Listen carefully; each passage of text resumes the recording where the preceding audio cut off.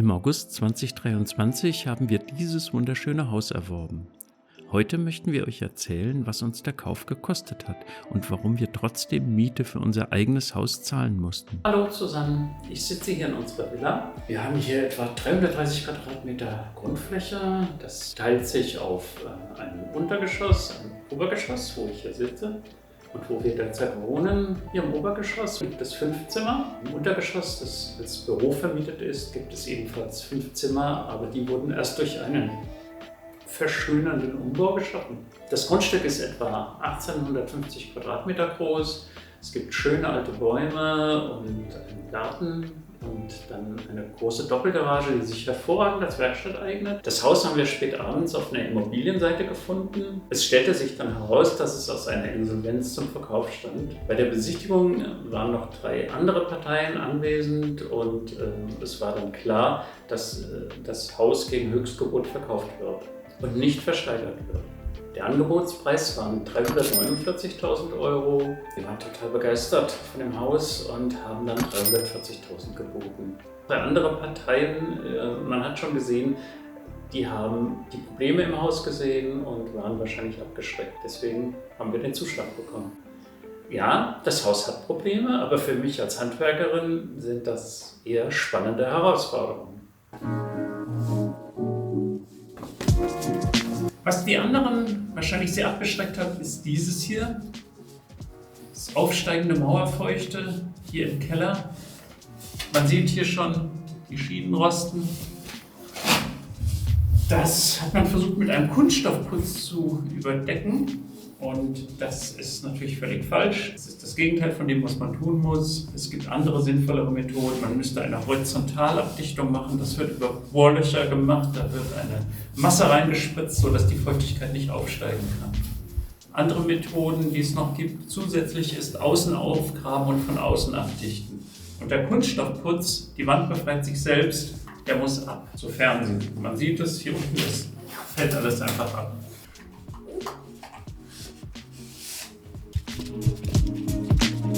Außerdem haben wir eine Gasheizung.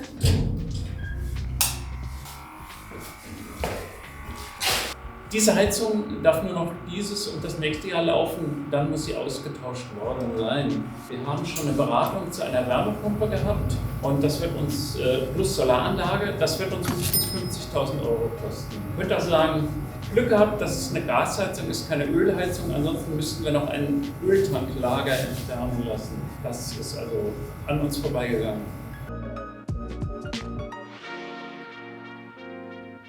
Eine weitere große Investition ist unser Dach. Neueindeckung erforderlich. Ein Dachdecker war bereits da und hat ein bisschen aufgemessen und wir warten auf Kostenvoranschläge inklusive Gerüstbau. Wir rechnen mit mindestens 50.000 Euro und da müssen wir noch Eigenleistungen einbringen, zum Beispiel Verkleidungen der Giebel und der Gesimskästen.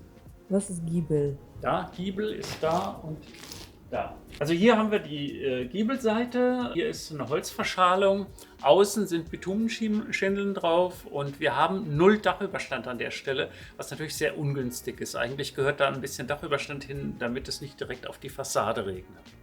Somit liegen wir mit 340.000 Euro Kaufpreis, 4.000 Euro Notarkosten, 12.000 Euro für den Makler, Grundbucheinträgen und Ähnlichem 1.500 Euro, Steuer 22.000 Euro, neue Heizung etwa 50.000 Euro, Dach etwa 50.000 Euro, Feuchtigkeit in den Wänden 20.000 Euro, Dämmung 20.000 Euro, macht summa summarum 519.000 Euro.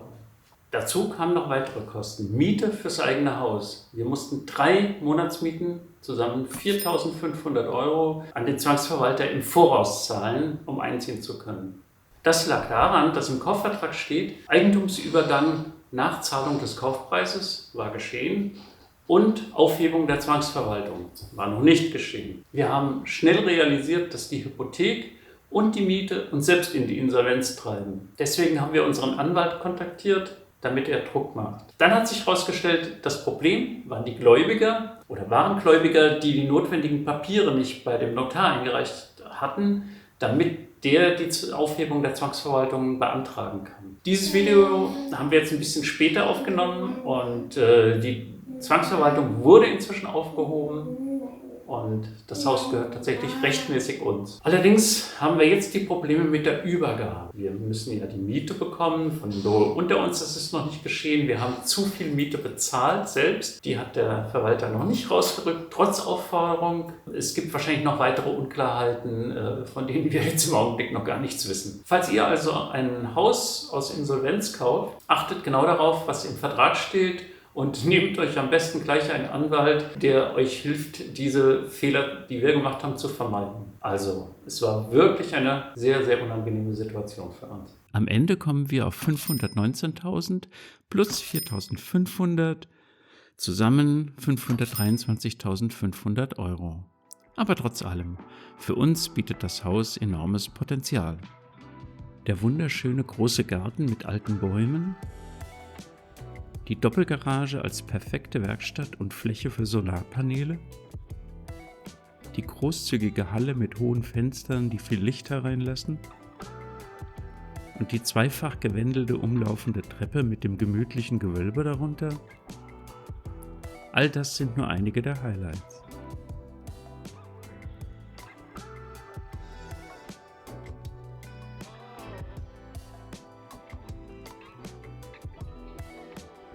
Außerdem verfügt das Haus über große Zimmer mit hohen Decken und einen riesigen Dachboden, der sich ideal für ein Heimkino oder andere Projekte eignet. Für mich ist das hier eine total spannende Aufgabe. Ich habe 25 Jahre im Handwerk gearbeitet und hatte auch eine eigene Tischlerei. Habe in der Zeit 5 Häuser saniert. Und dies hier, das ist das 6. und damit auch das größte Projekt, was ich hier vor mir habe. Nebenbei arbeite ich bei einer kleinen Berliner Wohnbaugenossenschaft und bin dafür die Instandhaltung zuständig. Das ist ein Bürojob. Ich erteile Aufträge, sehe mir Schäden an, kommuniziere mit Handwerkern und den Mietern. Ja, das bringt mir noch zusätzliche Erfahrungen im Umgang, zum Beispiel mit anderen Gewerken. Das war's für heute. Wir würden uns freuen, wenn ihr uns begleiten würdet, auf dem Weg der historischen Villa ein Stück von ihrem alten Glanz wieder zu verschaffen. Nächste Woche werden wir diesen Teil der Küche installieren und hoffen auf fließendes Wasser aus dem Hahn. Vergesst nicht zu liken und zu abonnieren. Tschüss, bis dann.